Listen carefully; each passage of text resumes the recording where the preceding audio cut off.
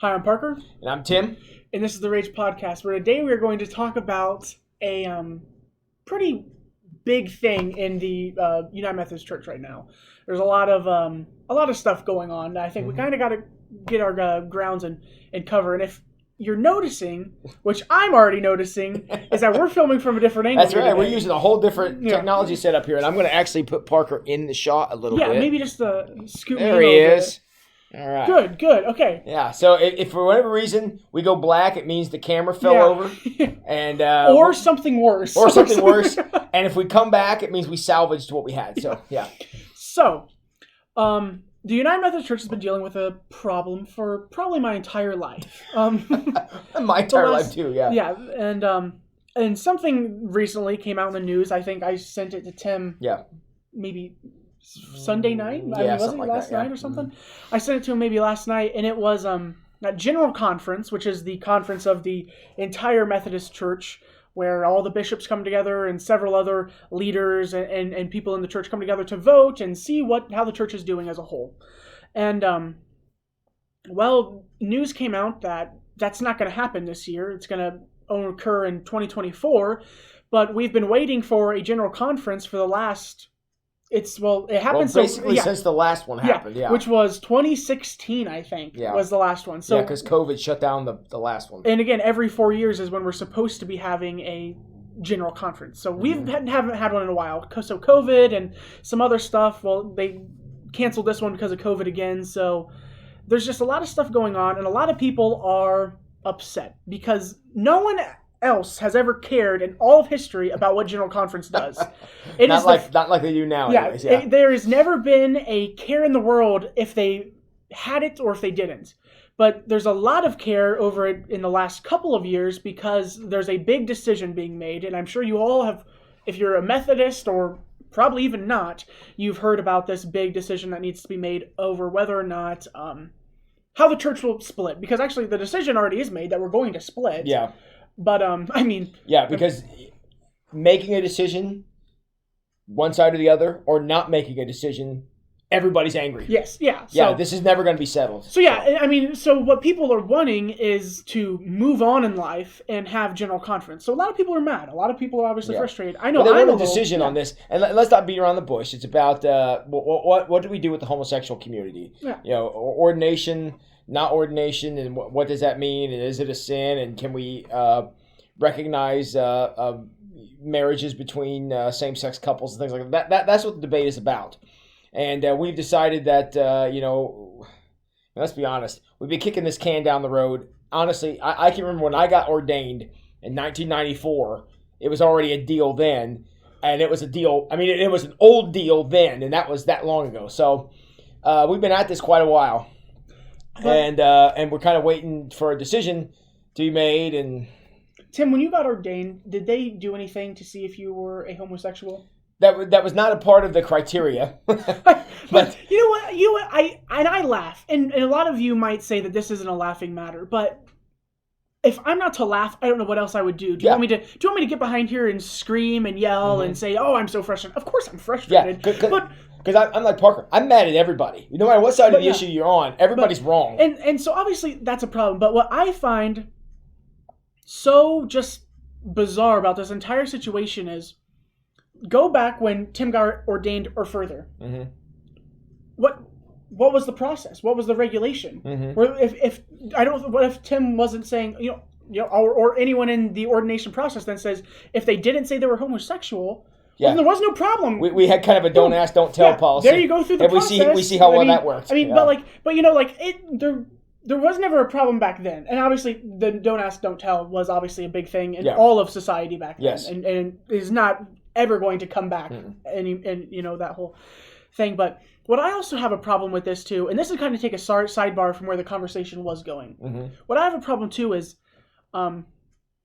what's actually the problem here? Is the problem being like a homosexual lifestyle and all those things? Is that the problem, or is the problem, and I'm just going to say it because this is how I've always thought of it throughout this whole time, is if Pastor Tim, our pastor here, or any pastor of any Methodist church or any church in general, say we were to find them getting drunk all the time every Saturday night at the local bar and was not suitable to, come in on Sunday morning and deliver a sermon.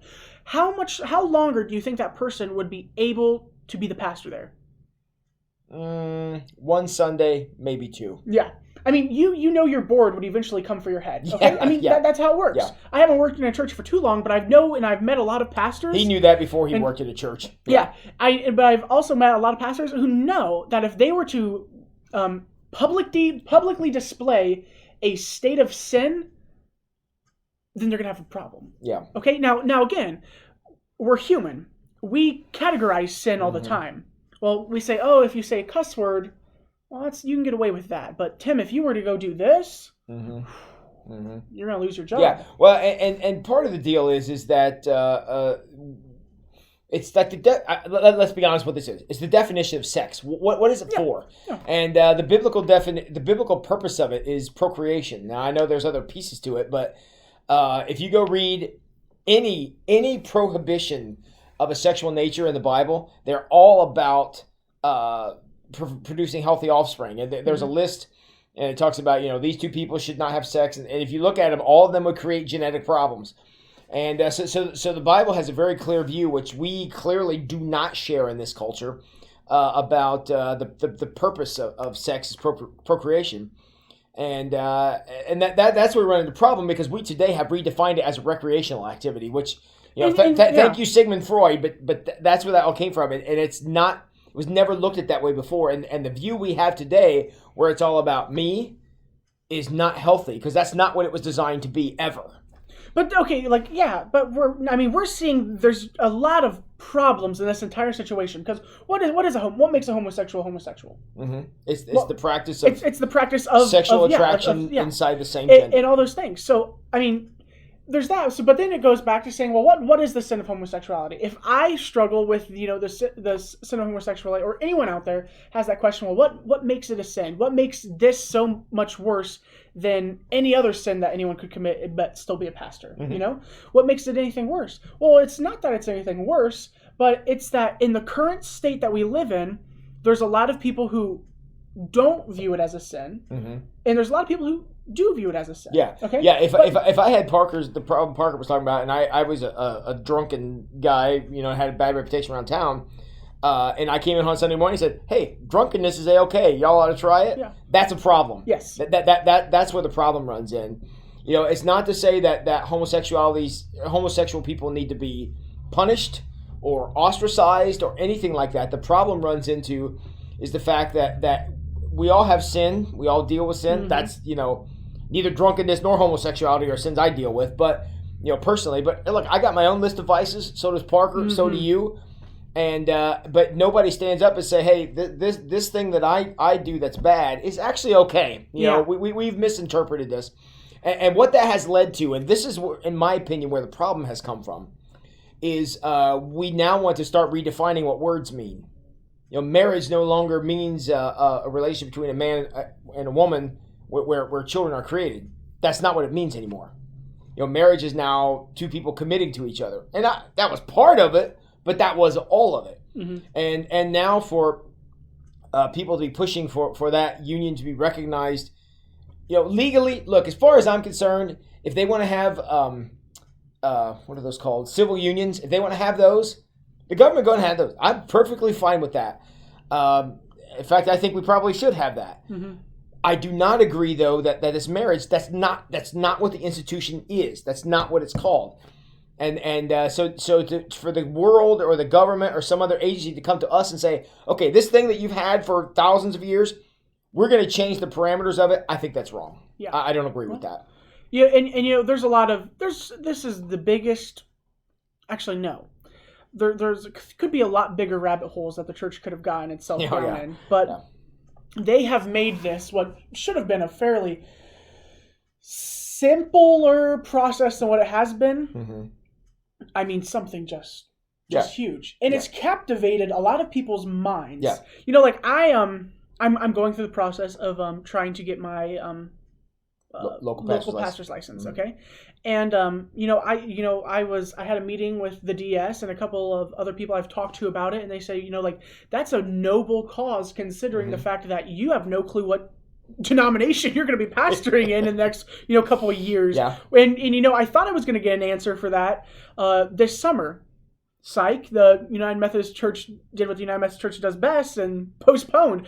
And so I'm not going to get that answer, and I'm not going to know exactly how I'm going to reside. Yeah, and there's a lot of and to Parker's point, there's a lot of anxiety around that because I don't know where I'm going to be a pastor at. I hope. I mean, I'm planning to still be at Wayne Street regardless, but am I going to be a United Methodist pastor? I mean, if the two sides split, I'm very curious as which side gets to keep the United in our name. Yeah. I mean, which side gets that one? Well, I mean, actually, that's a lie. But the United Methodist Church is also known for splitting in. I mean, so are a lot of mainline Protestant denominations. We're not alone. No, this is not anything new. This is. But a lot of people will want to say this is something like, oh my gosh. Yeah. Like, do you know that half the other Protestant denominations all come from Wesleyan theology? Yeah. And it originally was, one Wesleyan church. You go back far enough, we were all Lutherans. And you go back even farther than that, we were all Catholics. I mean, this is not a new problem, and it's certainly not a new problem in the Methodist Church alone, and in the descendants of John Wesley and his theology and everything like that. This isn't anything new. It hasn't happened in a while to this extent. None of our lifetime, yeah. To this extent being something so serious. But, and that kind of brings in a new topic of, there's a church. Well, not a church. There's a group that has there's obviously two sides to every dispute, okay? And that's true for what's happening here. There's the I don't even think conservative is the right word of using it. Like, it's just the people who well, I guess it is in the sense, like, don't think when I say conservative they're going to be radical Fox News, Republican, and all those things. It simply means you want to conserve something. It simply means, we're going to stick with it this is the way we believe it works. And the other group's going to be the one that says, well, that's not how it works, and now that's going to they're going to redefine. Redefine the whole book there, okay? Yeah. And so two churches are kind of being formed. Technically, right now there's three, but it'll only end up being two. Yeah. So you have the Wesleyan Covenant Association, which created the Global Methodist Church. And again, I think last time we talked about this, we talked about how global was a horrible name. But when you look at some of John Wesley's quotes, the world is my parish is what he said all the time. And so the name has good meaning. You just got to figure out what the meaning is for it to make sense a little bit. Yeah, you got to do some interpretation. Yeah. And there's also the, I always forget how to actually pronounce or the name of this church, but I know Liberation is in there somewhere, Methodist Church. And that church has actually been up and running now for a couple of I think it's going on probably 2 years now, or if not a little less than maybe 2 years. But they are, when you think of a new liberal way of thinking, that is their side. And if you know me and if you watch any of the RAGE podcasts, you'll know I have a fairly conservative mindset. You probably know which side of the debate I'm on. You just heard the biggest understatement of the year, but yeah. So yeah, maybe I'm selling myself short, so the Wesleyan Covenant Association, who created and helped form the Global Methodist Church, said, well, we've had enough. We're not going to wait on you anymore. We don't find your excuses to postpone to be reasonable anymore. And they said it doesn't matter anymore on May 1st of this year, so 2 months away, right? So yeah, give or take 2 months away. That new church will be started up, and I've been reading a lot of their traffic and a lot of their news. There's tons of congregations all around the world who are ready to go and be a part with them. And there's also tons of congregations that are over on this side too. But it's just good to know how to stay informed upon this topic, especially as Tim's a United Methodist pastor and I'm a United Methodist person. So it's just good to know and stay up to date on those things and to try to understand yourself and kind of recognize the sadness behind it all. It is. Sadness is the right word. And definitely keep in mind, I mean, particularly here during Lent, where we are remembering our own frailty and our own brokenness, and you remember your dust, and the dust you shall return, and all that stuff. Keep in mind that the church is made up of broken people and all this stuff, and we can split and fight and whatever else, but Jesus doesn't change. You know, Jesus is still a part of what we're doing.